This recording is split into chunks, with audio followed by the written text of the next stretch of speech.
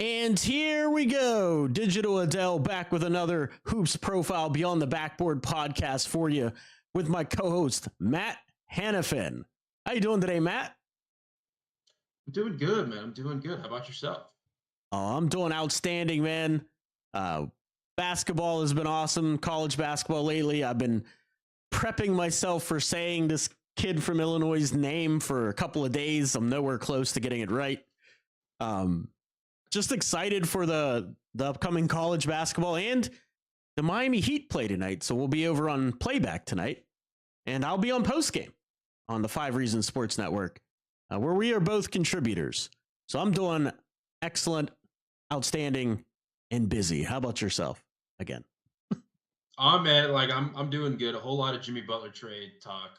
Oh, I'm that's already going on. I didn't even know. Yeah, listen, I don't mean to be the bearer of bad news, but a lot of Jimmy Butler trade talk as of the last couple of days. I am glad the Heat are back, even though I haven't really enjoyed most of the season from an entertainment standpoint. But hey, man, they're on a 3-game win streak. College basketball, there's a lot of good college basketball on right now. I still have to do way too much. Some would argue too much scouting for some of these guys in the 2025 class. So I'm trying to do my homework as much as I can. I know you are doing your homework. But yeah, man, I'm doing good. I'm doing good. Awesome. I'm glad to hear it, man. I'm excited to talk about the Toronto Raptors 2024 NBA draft picks and their undrafteds. We're going to probably touch on them as well. And I kind of build this and promote this with their second pick first, which was Jonathan Mogbo. And then, we'll talk about their first round pick, Jacoby Walter, as well. But I'll give you the choice. Which one do you want to start with? Who do you want to talk about first? I mean, I'm good with whatever you want to do. Sweet. I'm very indecisive when someone's just like, "What do you want?" I'm okay I with gotcha. I gotcha. No okay worries. with anything. Just I'm going with the flow, man. Go with the flow. You got to be like water. Bruce Lee said, "Be like water." So fit in any situation, maneuver around any obstacle, and if you have enough momentum, you can break any obstacle as well. But anyway, Jonathan Mogbo. It's very intriguing, especially to the fan base for the network that we contribute to as well. From the 5 Reasons Sports Network, the fans were enamored with Jonathan Mogbo. He's 6'9", 225 pounds, and he had the wingspan of a pterodactyl. He was the perfect big next to, no, I won't say it. But he's playing actually quite a bit for the Toronto Raptors. He's played in 25 games this season. He's averaging about 16 minutes per game, 16 and a half minutes per game. His shooting was a mystery because he didn't shoot a lot in college. He definitely didn't shoot any threes in college, but his form wasn't bad. There was never like a glaring issue with his form. And so in the league, he's been shooting pretty well from 3, about 36%, 37%, 47% from the field. But he's been getting about 4.5 rebounds per game. The thing that I think where he has his biggest opportunity to grow, because in college, he was an excellent passer. He even initiated the offense for them at a very small school. But I think his assist numbers, when he starts really getting the game to slow down for him in the league, I think his assist numbers are going to shoot up. I really like the kid. What have you seen from Jonathan Mogbo so far? The thing that's immediately popped out to me is how good he is defensively already, not just guarding his own position, which is like the 3-4 tweener, or even maybe like a 5, depending on how you view him. But like he's so good. Like I'm not gonna say he's a 1 through 5 defender yet, because I mean we're only a quarter of the way into the season, but he's certainly shown flashes of it. Like he's guarding everyone. Like he's perfectly capable of switching. Like as you mentioned, the wingspan. Like he had like a 7'2", 7'3" wingspan. Yeah. And he's excellent at moving his feet. He's excellent at creating deflections with that wingspan. He's excellent at blocking shots. And he's very good. Like he's very good instinctually, like on the perimeter against some of these like advanced level like ball handlers. already for being a rookie. I know he played several years in college at several different programs. Like he's been all over the place, but he just impacts wing in that way. And then like on the glass, like he's been a hound on the rebounds. Like he's been one of their better rebounders, I would say. And like obviously, Scotty's dealt with some injuries. Olynyk's dealt with some injuries. I know Chris Boucher. I think to some extent has been a little inconsistent just from what I've seen. Maybe I could be completely off base with that. But it feels like Mogbo's he's been thrust into this kind of bigger role already, and he's thrived. And obviously the Raptors aren't a team that's really competing right now. Like at the time of this, they're 7-18. Like we knew coming into the season that they weren't going to be a team that's going to, make a run for the play-in or whatever. Like it's just that wasn't in the cards for them this year. Like this is like one of the many rebuilding years that they're going to have for the next couple of seasons when they continue to stack the deck along with like Quickly, Barrett, so on and so forth. Barnes, who they just gave a big extension to, like Grady Dick's been playing better. Like they're stacking the deck with the picks and the assets that they have gotten either via draft or via trade over the last couple of years after they parted with OG Anunoby, after they parted with Pascal Siakam, both at last year's deadline. Like Mogbo's been thrust like into this like bigger role, even though he's only playing 16 minutes a night, but like they trust him a lot to do these kind of different things. And like the shot has been more encouraging, I think, so far than what I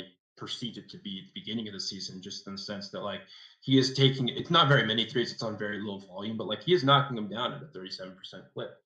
Maybe that, grows over the season. Like he is shooting 71% from the free throw line. Like he's been rather efficient in his role, in addition to what he brings on the defensive end, in addition to what he brings on the offensive glass, on the rebound. Like all of that stuff, I think, has been conducive to winning, in addition to his connected playmaking. Like he's just been awesome so far to watch.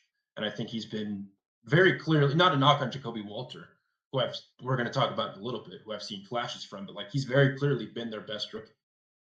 Absolutely. And you touched on something very important, and that's his length, functional size, and his defensive versatility. He's got excellent feet. He's super quick and bouncy for a guy his size. He plays a lot bigger than the 6'9" height that he has because of that wingspan, but he's agile enough to guard the perimeter players and the big wings. The shooting is real, man. I'm telling you, when I saw him in college, his shot was not bad. It just wasn't high volume, and it wasn't from as deep. He had a nice stroke, a nice touch. It just wasn't his thing. But his ability to facilitate, bring the ball up the floor, and initiate offense, his handle needs to be a little bit tighter at this level. But for his size and relative to his position, he's done excellent with that. One thing I want to point out whenever we talk about Mogbo is his free throw shooting. It is 71%. It's not excellent yet. And I think a lot of that is the speed of the NBA game. And a lot of these young players don't realize how much running, like how much faster the pace is in the NBA. And I believe that affects a lot of young players' free throw shooting percentage. So I expect that to go up. His free throw, I guess foul rate is what you want to call it. His foul rate isn't that high either. He's only shooting one free throw a game, or a little bit over. It's not a lot. But one of the key takeaways when a player is comfortable and the game's not moving too fast for them are turnovers. He's averaging less than one turnover per game. And so he's played 25 games. I know it's a small sample size, but that's huge for a rookie to be able to stay on the floor. It's one of the things that'll get you off the floor real fast, is if you're turning the ball over a lot. So I really like him. I'm really interested to see his growth in his career. I haven't been the biggest supporter of what the Raptors have done the last couple of years with their picks. Like Grady Dick is okay. One thing I knew about him, he had a nose for the ball. He hustled, but I just didn't think, for as high as they were picking, that he was really the guy to take in that draft. But they did. But they cleaned up with Mogbo, man. I think he's a steal for where he was drafted. So the value they got, I think he was outstanding. We are going to talk about his teammate, and it seems to me that the Raptors just like the color green and yellow. And they're from two different schools, but both schools were green and yellow. Kobe Walter from Baylor, he was a guard. And every college game, I turn the sound off because I don't like to hear the announcers' analysis. I don't want to hear what other people think. I want to view these prospects and what happens through my eyes and my ears, like what I see. And so I very rarely listen to the broadcast. But after about 4 or 5 games, and I've broke them down, or if it's a game I'm not going to analyze, I'll turn the sound on. And one thing I heard about Jacoby Walter a lot, he is a point of attack defender. And let me tell you, when you cut on the tape in college, he was not a point of attack defender. He was getting blown by on the regular. He's athletic, but he's not a point of attack defender, in my opinion and in my analysis. Now, he's got good positional size. He's 6'5", 180 pounds. He was also touted as an elite three-point shooter. Like, that was his thing, right? Like, in college? Am I wrong? Am I misremembering? Wasn't he supposed to be an elite three-point shooter? Yes? No? Matt? I felt rhetorical. Oh, it's not rhetorical. That's a question I have. Like, I believe I remember hearing that. 34% on 6 attempts. Okay, but wasn't it billed to you by, like, anytime Baylor played, he was a 3-and-D elite shooter guy? Point of attack defender, elite shooter. That was the book on him, yes. Yeah, it doesn't show up on tape, though. Like, I've never seen it. So I'm very interested in how his career path goes. He is shooting in the NBA in 11 games, playing 18 minutes per game in those 11 games, a paltry 20% from 3 on almost 4 attempts per game. 20%. He's shooting 69% from the free throw line. He turns the ball over more than Mogbo. I don't know, man. I don't think he's the guy. What are your thoughts on Jacoby Walter? The percentages aren't great. No? From what I've seen. Like, 20%'s not good? I mean, obviously, you look at it, it's not, the percentages aren't great, but there are things that I have been encouraged by. One of them actually has been the point of attack defense at the NBA level. Like, I think he's coming off his best game of the season. I think he was like 19 points on 12 shots against the Knicks. Obviously, with Scotty hurt now, he's going to be probably having a more expanded role in their rotation. There has been some very encouraging flashes with his point of attack defense, I think, so far at the NBA level. There also has been some stuff in the mid-range. Like, I was looking at it before. Cleaning the Glass had him at like the 67th percentile for all of mid-range. I mean, again, it's mid-range shot. Like, sure, you can call it the worst shot in basketball, whatever, but like 67 percentile in mid-range accuracy, which I think is somewhat encouraging. I think it was like around 72% on long twos, which again, like, take that for what it's worth. The handle, I think, will need to tighten up over time. The playmaking, like, he's not a guy that I'm going to rely on to create his own shot, right? But he's shown very brief flashes, I think, here and there at the NBA level. Again, I still think he's pretty raw. Just in his overall game, especially in that aspect. I don't know if it's going to get to the level that you want it to for someone who you invest a 19th pick on. Right. Or at least he went 19, right? Let me pull that up for you. Yeah, he went 19. Yeah, he went 19. So, like, I don't know if he's necessarily going to produce to that level. But again, when you're talking about a mid to late first round pick, like, the hit rate isn't always great. I'm still holding out some hope. I mean, again, he's 20 years old. He just turned 20 in September. Like, he's still like a pretty young player. Again, the percentages weren't always great in college. He's still bad around the rim.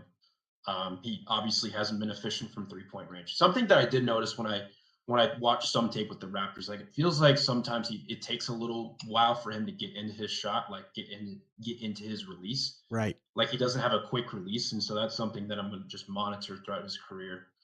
Like it's not like he has like really poor form or anything like that. It takes a little while for him to get his lift, get off the ground, which I find interesting.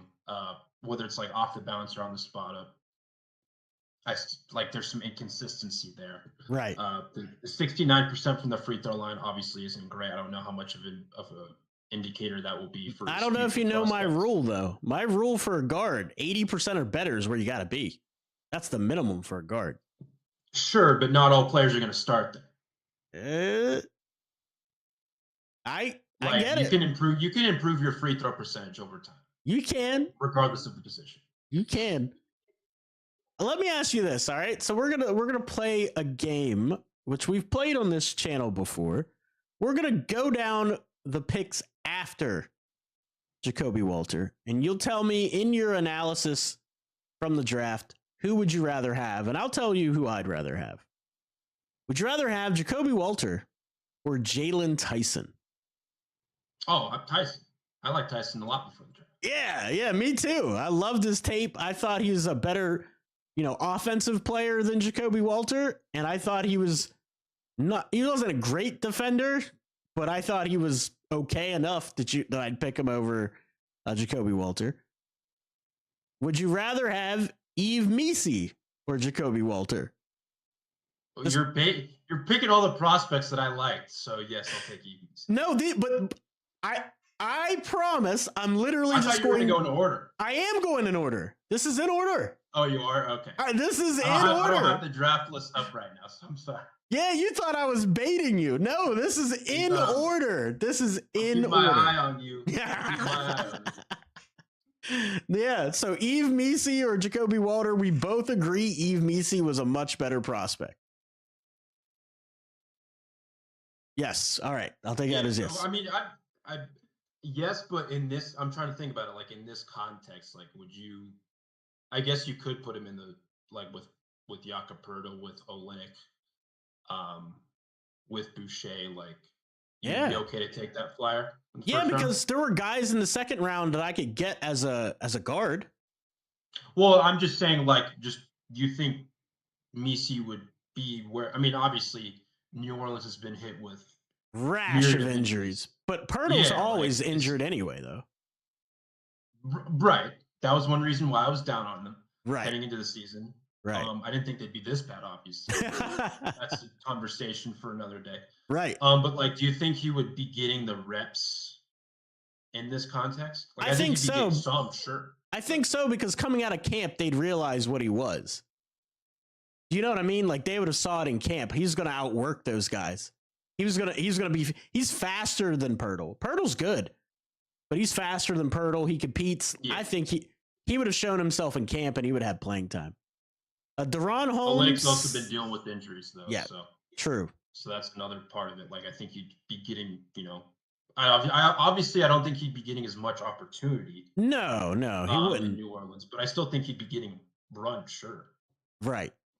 I agree. Let's move on to De'Ron Holmes. Yes or no? I would probably select Holmes.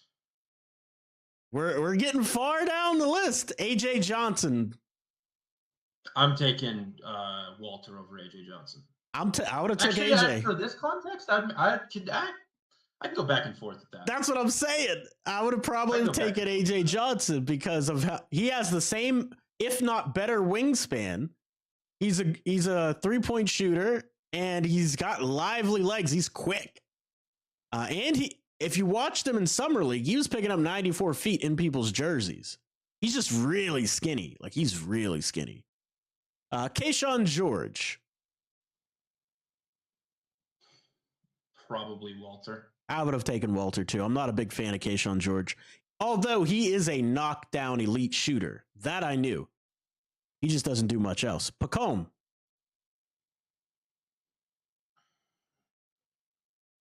Probably Walter. Terrence Shannon Jr. Walter. Ryan Dunn. Knowing what we knew at the draft, Walter. Yeah, I would have taken Walter too. And then Isaiah Collier is the last one we're going to do. Everybody loved Isaiah Collier. They were high, man. 15. I would probably take Collier. Yeah. Everybody was talking about taking Collier over Walter for sure. For he was in that range for me where it was like there was like a list of like 3 different guys. Right. Like towards the top. Names are escaping me right now, but it was Jalen Tyson. It was Jalen Tyson, Collier, and McCain. Like those were the guards people were talking about for the Miami Heat prior to the draft. All right, so I would have taken Collier. Yeah, so that's interesting because Collier got picked all the way down at pick number 29. I can't believe you fell that far. It's wild. It's wild. Dylan Jones went over Isaiah Collier. I like Dylan Jones too. Over Collier? Yes or no? Probably not. Probably not. All right, so let's move on. So we've talked about Jonathan Mogbo first. We've determined we like Mogbo better than Jacoby Walter as the pick. I think it's better value. I think he's going to be the better overall NBA player. Let's talk about a later round draft pick that they had, and that is one Jamal Shead. Now, this is your guy, so talk to me about Jamal Shead. I like Jamal pre-draft just because of how much of an absolute bulldog he was on the floor. He is a bulldog. That's a great description. Like to me, he felt like a Davion Mitchell replacement. Yeah. Like they were comfortable moving off of Davion. And obviously, like, I think over time, like, he was the leader of that Houston team. And we see, or at least through the early portion of this new upcoming college season, again, it's still pretty early. I don't think Big 12 play has started yet. Maybe it has. No, I don't think it has. But like we've seen kind of the ramifications of Jamal Shead not being with Houston, just from like a leadership. Like I think Kelvin Sampson a couple of weeks ago, he's like, yeah, we don't have a guy. Like Jamal Shead was that guy. Right. Or I'm paraphrasing. Not word for word, but that's kind of the essence of what Kelvin Sampson said. He hasn't been great so far, obviously, at the NBA level. He's played 23 games, 14 minutes a night, 38% shooting, 29 from deep. But again, like you can see the defensive point of attack prowess, him snaking around screens, him being like, he's small, sure, but he makes up for it with his toughness, with his energy, with his motor that he brings on a minute by minute basis, on a possession by possession basis. He's averaging 2 assists per game to just 1.3 turnovers, which I know you and I both had the questions about, like, okay, is that playmaking actually going to translate to the NBA level? And for a second round prospect, like I wasn't banking on anything serious from him as a rookie. Again, he's kind of in this context to where, some guys are getting injured. I know Quickly's dealt with multiple injuries this year. Like Bruce Brown's dealt with injuries. Like he's in a context where like he's getting run because of guys who have been hurt. And he's on, again, not a contending team. Not by any means. And so they want to give these guys some run if they're able to. And to some extent, at least from what I've seen on the defensive end, he's definitely shown the flashes that he showed when he was at Houston. Yeah. And he was a guy that, like, during the pre-draft process, I was like, all right, if Miami went with like a wing, like a Tristan De Silva, I'm more than fine with them taking a flyer on a guy like Jamal Shead in the second. Just because of how just the mentality, man, the bulldog mentality, he plays like he plays like he's 6'5" when he's like 6'1". Like that's just the mentality that he has every single time he touches the hardwood. And like, that's something that I like, even though the offensive game may not be complete or the percentages may not be where you want it to be at as right. Yeah, no, I like his bulldog mentality. I like what he brings to the locker room. I think he's one of those guys that is good for the team. Like his stats aren't going to show it, but he's good for the team. With that being said, I think he's going to be a better college player than he's going to be than a professional player. For sure. I expect that from a second round pick. You do for some extent, but I just think some of his limitations are going to always be there, especially offensively. he's going to be one of those guys that you bring in to just bulldog defensively the other guard, you know, just and run the second unit and make sure you're not turning the ball over. He's not going to really give you a lot of offensive creation due to his size limitations. He doesn't finish well in the paint. His 3-point shooting isn't great. So it's a lot of intangibles with Jamal Shead that you're going to want to see, and hopefully his game can develop. We got to give these guys time. You know the rule. It's draft classes. You can't grade them, because one thing that drives me crazy are these grades that come out on a draft class like after one season. This guy is a bust. Insane. We see it with the Miami nuts. Heat 15 games into the season. Like, we were like, yeah, Khalil, I'm out. Yeah. They're sending him to the G League. I'm out. Like, come on. Right. Give him time. Patience is a virtue, man. Not all growth is linear. It drives me crazy, too. But, you know, yeah. And so it's going to take 3 to 4 years before we know what we really have with this draft class. Jordan T, I really appreciate you stopping by. If you've stopped by, don't forget to like and subscribe. We go live every Tuesday and Thursday. The actual breakdowns of these prospects I put out throughout the week, at least 1 or 2 a week from the 2025 draft. You can go back and watch all the ones from the 2024 draft as well. But Jordan T says he watches the team very closely. He believes that Jacoby Walter is an absolute stud. That's in his word. I quote, "Dude, no way. Jacoby's going to be a stud." So he actually wholeheartedly believes in Jacoby Walter, and that is completely fine. I've been wrong before. I'll be wrong again in the future. I promise. I just don't see it. So I love Mogbo. I personally think Mogbo is going to have the better career for a variety of reasons. One, I think he's a much twitchier athlete. I think he's going to continue to grow in confidence. A guy of his size, his handle is going to get better because he's going to work on that. And his shooting is going to get better. I just think Mogbo has such a high trajectory, especially relative to draft position. The value is going to be insane. But I really appreciate the comment, Jordan. There's nothing wrong with disagreement on this channel. I love it. We'll see who's right here in like 3 or 4 years. Hope if you're right, I'll give you the kudos. If I'm wrong, I take all of the criticism, as I always do. Matt will tell you. I don't shy away from any of the smoke. But Jamal Shead, like I said, just a good team leader, good captain type guy. But there's one guy left that we haven't talked about, because those Raptors had 4 draft picks. 4. And that's one Ulrich Chomsky. Happened to be my best breakdown video, I believe, of the year, because people didn't know who he was. Ulrich Chomsky, I really like what this kid has. He's been playing basketball for like 6 years. Hasn't been a very long time. Super young, super raw prospect, Ulrich Chomsky. He was actually pretty high on my big board compared to what most people thought. He's only played 1 game in the league for like a couple of minutes. It's got like 1 rebound, no points. But that doesn't really tell you the story. If you watched him throughout the summer league and the combine, he would fight you. I mean, he would block shots. He would dunk on people. It wasn't always pretty in terms of his footwork and his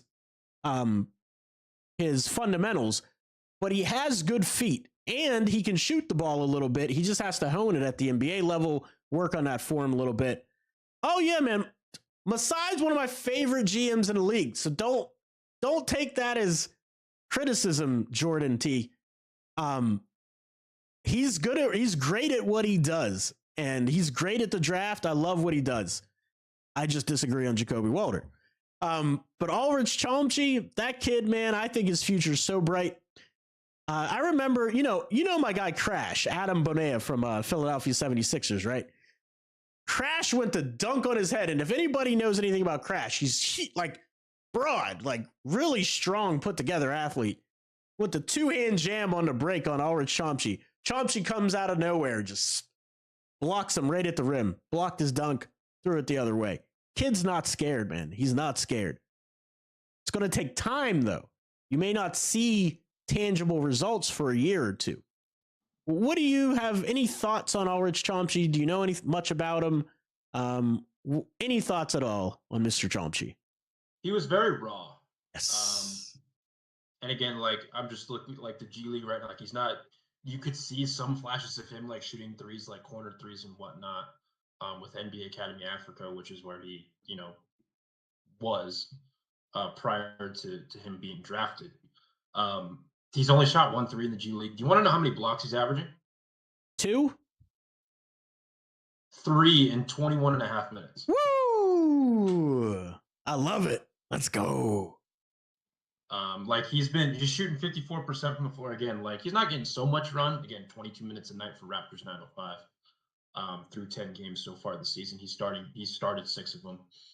He's averaging, 6 rebounds a game, 2 on the offensive glass, but 3 blocks a game in 21 and a half minutes is very, very, very impressive. Absolutely. And again, it's a lot of raw, like he's going to continue to have to develop, continue to get stronger, bigger, and just, maximize the role that he's in. And then obviously I think at some point he'll get a shot. I don't know if it's going to be, I don't know. I can't remember. Did he sign like a second round exception or 2-way? Or I'm pretty sure he's a 2-way guy. Yeah, okay. I was going to say maybe at some point he gets an opportunity, not with the Raptors, but if he's on a 2-way, that's not a possibility unless they release him. I'm going to check for you right now. Let me look it up here. But I think like at some point he might get some run. I don't know if that's going to be like end of the season or whatnot. Just depends on how everything shapes out once the trade deadline passes and everything. Because again, I'll say it again, Toronto isn't a team that's going to contend. And so there might be, pieces like a Jakob Poeltl that they trade off come February, but I don't know yet. Right. No, you're absolutely right. They're definitely not going to contend this year. No, they're far from contention. They're far from contention. It's not close. Right. Let's see. Respectfully. With all due respect, the most disrespectful. And I'm saying that like they're not going to be a play. Like I'm contending like I'm talking like for like a playoff spot, not even like obviously a title, no questions out of it. Yeah, he got his 2-way contract prior to Summer League. Okay. I mean that makes sense. Yeah. Yeah, so he got his 2-way. That makes sense. And it's funny on this website, the picture underneath the 2-way is him blocking Benea's dunk. So it stood out in other people's minds as well, that dunk. But all in all, I thought it was an outstanding draft, again, by one of the best in the business. I thought he did an amazing job with that. They are going to have an asset or two from this draft that other teams are going to want if they want to make a trade, or if they're just going to continue to develop them and add pieces around them, because the 2025, 2026 draft are unbelievable. I think your Nevada team played last night, or is it tonight? Can't remember. It was either last night. Last night. Yeah, it was last night. I knew it. I saw it against New Mexico State. No. Yes. No, against UC Davis. UC Davis. That's right. Gotcha. I thought about that. I was like, no, we know. Or no, not UC Davis. I'm thinking of a different team. No, UC Santa Barbara. South Dakota State. South Dakota State. Okay, we were way off base. UC Davis doesn't sign, right? I just watched it. We were way off base. Ulrich Chomsky, I was really surprised he didn't get drafted. Like, I was shocked. I knew Ariel Hukporti was going to get drafted, but oh no, wait, he did get drafted. What am I saying? He went 57th overall, right before Ariel Hukporti. Dude, my brain's rattled. Yep. Anyway, going on tonight, the Miami Heat will be facing this Toronto Raptors team. Is Mogbo even healthy? So I think he's hurt. Last time I saw, he was injured. Let's take a look at Mogbo injuries. Appreciate that. Yeah, Jonathan Mogbo injury news. Here we go. And he's been ruled out for Wednesday's game. When was this? Hold on. He's not on the injury report. He came back. He came back November 29th. So he was injured, came back very last day of November. Yeah, he's not on the injury report. I like it. So he's playing. I'm interested. I'm going to be super invested in this game tonight. We'll be hosting the 5 Reasons Sports playback at playback.tv/5RSN. Watch playback.tv. What did I say? You just said playback.tv. Oh. Whoops. So listen to Matt Hanifan. Don't listen to me. But we'll be on there representing 5RSN as contributors there. So I'm super invested in watching Mogbo. I'm also interested in watching Jacoby Walter. I've watched a few games, but I'm not as excited. I know you guys love him. The poll says it all, man. I put a poll up there for you, and it said, Jonathan Mogbo, the better pick over Jacoby Walter, yes or no?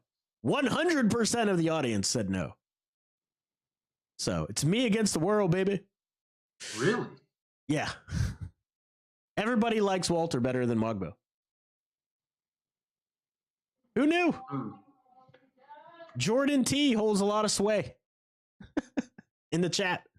But yeah, that's really it, man. I don't have anything else for you today on the Toronto Raptors. Is there anything around the NBA or college basketball that you want to talk about? Have you been able to pronounce that kid's name yet?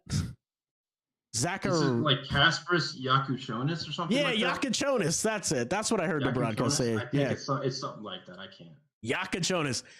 That kid reminds me of somebody. Not his full game. I'm not saying it's going to be similar, but his shot creation on his step backs remind me of somebody in the league. And it's a big name. Who? I don't want to say it because people are going to get the wrong idea and say, Adele says this guy is X player. And that's not what I'm saying. Someone's going to aggregate you. They'll absolutely aggregate it. And they'll be like, he said this crazy thing. That someone's going to be me. But it literally, it's the way when he steps back and the way he takes threes contested on his step backs and his ability to make them is very reminiscent of one Luka Doncic. Okay. Only on his step backs. I'm not talking about any other part of his game. It's just the way he steps back into his threes reminds me of Luka a lot. A lot. And as you know, I'm always skeptical of hyped up players until I watch them. And the more I watched them, by the second half of the game I watched, I was like, this kid's pretty good. I can't believe you just said he's going to be Luka Doncic. I never said that. Don't put words in my mouth. Someone's going to aggregate it. I'm sure. Me. I'm going to do it. You're going to be I already did it right now. It's already out there. That's right. It's blowing up. Oh my God. No, but just the shot creation ability out of the step back reminds me a lot of Luka. His assist numbers are kind of overinflated to me. We're probably going to talk about him later in the college season when we start talking about individual prospects in the 2025 NBA draft. But I just wanted to throw that out there and get your thoughts on that. Do you see what I see, or am I tripping over here? I mean, a little bit, but a little bit, right? I guess, yeah, a little bit. You need more. He needs more. That's what it is. He needs more. Just like with every single prospect we've talked about so far, we need more. That's for sure. Yes. All right, cool, man. Well, you can catch us every Tuesday and Thursday here on Hoops Profile. Don't forget to like and subscribe. Become a channel member for only $2.99. Get access to all of our video breakdowns of the prospects from the draft as soon as the videos are done. You don't have to wait for them to be released. Get badges and emotes for the chat. I am going to drop 5 more gifted subs sometime this month at one of these live streams before Christmas. Maybe I'll do it closer to Christmas. We also got to figure that schedule out too. We'll talk offline what we're going to do around that time period. But again, thanks for everybody that stopped by. It's been an outstanding stream. Don't forget to like and subscribe. Matt, tell these people where they can find you, follow you, and get more of your work. At mph_824_. That's where you can find me at on Twitter. I am not on Blue Sky yet. TBD if I'll ever actually go there. You can find me at hothoops.com. You can find me at mountainwestconnection.com. You can find me at vendettasportsmedia.com. You can also find me on watchplayback.tv/5RSN, where you can find Adel and myself talk, watch, cry, laugh, elate, whatever adjective you want to use, over the Miami Heat, who are currently on a 3-game winning streak, their longest of the season. They will be playing the Raptors tonight inside Kaseya Center as part of like the in-season tournament extra 2 games that the NBA added. They play the Raptors and the Pistons next week. They play the Raptors tonight. And so we finally get Miami Heat basketball back after days of Jimmy Butler trade rumors, which drive me up a wall. What? That happened? Again, I hate to be the bearer of bad news, but yes, that did indeed happen. So he's not being traded to the Toronto Raptors? No, at least not yet. Not yet. I did see a picture. I didn't authenticate it, but someone said he dyed his hair orange. What does it mean? Yeah, he posted it on Instagram. But what does it mean? Hey, listen, man. One Shams Charania said last night that Jimmy Butler wouldn't hate a trade to the Phoenix Suns. So I don't know if that's a sign. Listen, man, he's been dyeing his hair a lot of colors lately. So it's Jimmy Butler, man. We're talking about a grade A troll. He's gonna troll people regardless of people caring. That's just what he does. So. Absolutely. Our boy Jordan T has said he'll take Butler if the Heat don't want him. And so I wrote back just now, 3 picks in Jonathan Mogbo. Yeah, give me picks, Mob. If you want to give me Emmanuel quickly, that'd be great. Yeah, so 3 picks, Mogbo and quickly for Jimmy Butler. You got it. Sign me up. I'll take all of that, please and thank you. If you want to also give me I don't know. We'll give you a gently used Thomas Bryant. Gently used to make the salaries Thomas fit. Bryant somewhere else. He can't aggregate salary. We'll send Thomas Bryant to Washington or someplace that wants him. I don't know. Yeah. That's back funny. To the Wizards return era. Return to sender. That's right. Return to sender. Yeah. Oh, man. All right. Well, that's it for us today, guys. Catch us every Tuesday and Thursday. I'll see you next time.